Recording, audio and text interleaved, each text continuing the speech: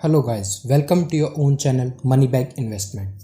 आज हम एक बहुत ही इम्पॉर्टेंट टॉपिक के बारे में डिस्कस करने जा रहे हैं जिसका नाम है face value, book value, market value क्या होती है किसी भी कंपनी की।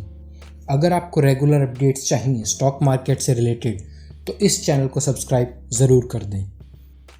सबसे पहले हम एक कंपनी स्टार्ट करते हैं। जब हम कंपनी स्टार्ट करेंगे तो आपकी सारी चीज़ें क्लियर हो जाएंगी। तो हम एक प्राइवेट लिमिटेड कंपनी स्टार्ट करेंगे। लिमिटेड किस लिए?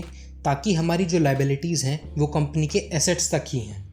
अगर by chance company under perform करती है, हम लोग रिस्पॉन्सिबल सिर्फ कंपनी के एसेट्स तक हैं। इसलिए इसको लिमिटेड लायबिलिटी बोला जाता है, इसलिए इसको प्राइवेट लिमिटेड बोला जाता है। तो हम प्राइवेट लिमिटेड कंपनी स्टार्ट करेंगे। हम 5 लोग मिलकर कंपनी स्टार्ट करते हैं। So we 5 people are entrepreneurs और हम 5 कहलाएंगे प्रमोटर्स।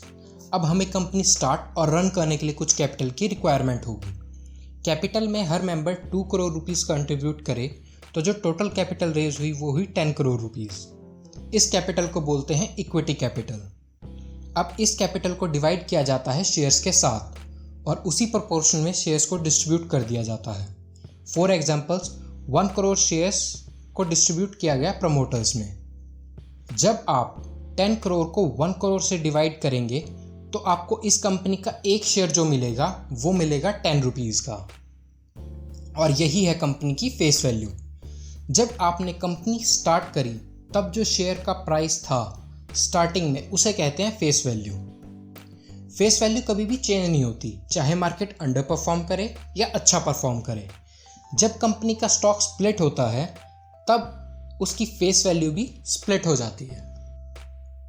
5 साल बाद सभी ने मेहनत करी, एफर्ट्स पुट करे, रिसर्च करी, एसेट्स क्रिएट करे और प्रॉफिट के साथ रिजर्व्स को एक्यूमुलेट किया।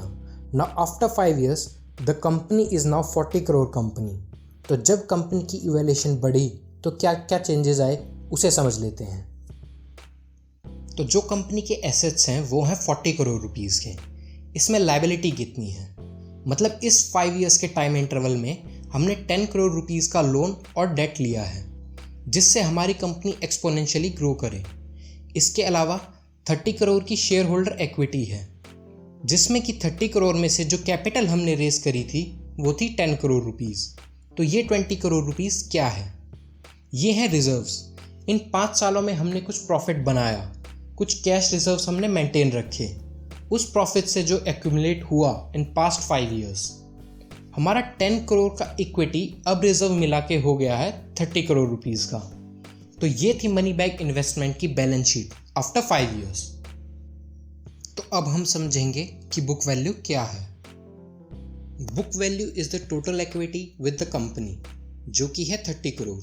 10 करोड़ जो इनिशियली प्रमोटर्स ने लगाया था प्लस 20 करोड़ जो कंपनी ने 5 सालों में प्रॉफिट जनरेट करके कुछ कैश को रिजर्व्स में जनरेट किया।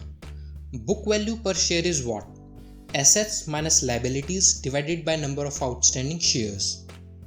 तो यहाँ assets हैं 40 करोड़, minus liabilities हैं 10 crore, divided by number of shares जो कि हैं 1 करोड़। या फिर equity plus reserves divided by number of outstanding shares। यहाँ equity है 10 करोड़ plus reserves हैं 20 crore divided by number of shares जो कि हैं 1 crore.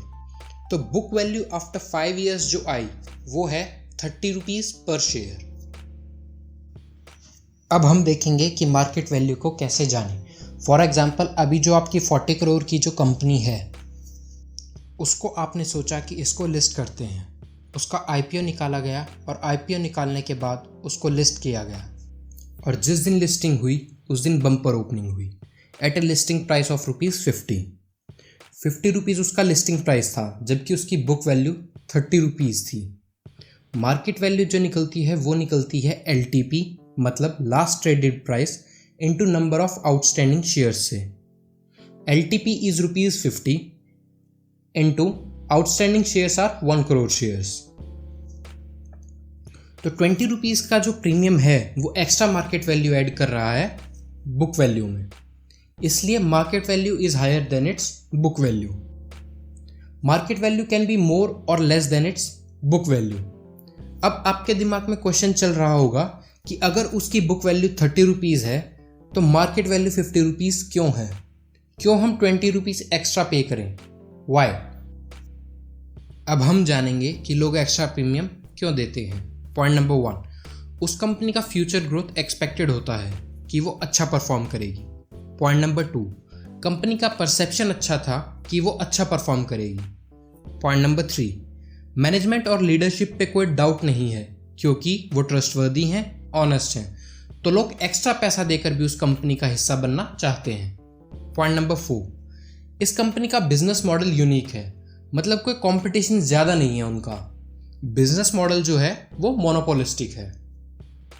Let's take some examples. Book value of HDFC bank is 365.87 rupees, जबकि स्टॉक प्राइस है 1515.10 रुपीज़। यहाँ आप ये देखिए कि लोग कितना ज़्यादा प्रीमियम दे रहे हैं, और जो फेस वैल्यू जो है वो है 1 रुपीज़, मतलब स्टार्टिंग में जब ये शेयर आया था तो 1 रुपीज़ का था। अगर आप प्राइस को बुक वैल्यू से डिवाइड करते हैं तो आता है प्राइस टू बुक वैल्यू, जो कि है 4.14, मतलब स्टॉक का प्राइस 4.14 टाइम्स ज़्यादा है बुक वैल्यू से। अब बात करते हैं TCS की। Book value of TCS is 202.20 rupees, जबकि स्टॉक प्राइस है 3380.80 रुपीज़। यहाँ भी जो फेस वैल्यू है वो है 1 rupees. Price to book ratio जो है वो है 16.72, मतलब स्टॉक का प्राइस जो है वो 16.72 टाइम्स ज़्यादा है बुक वैल्यू से।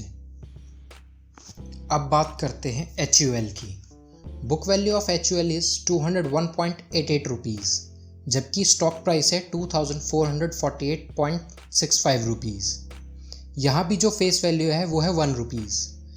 प्राइस टू बुक रेशियो जो है वो है 12.13, मतलब स्टॉक प्राइस ऑफ HUL जो है वो 12.13 टाइम्स ज़्यादा है बुक वैल्यू से।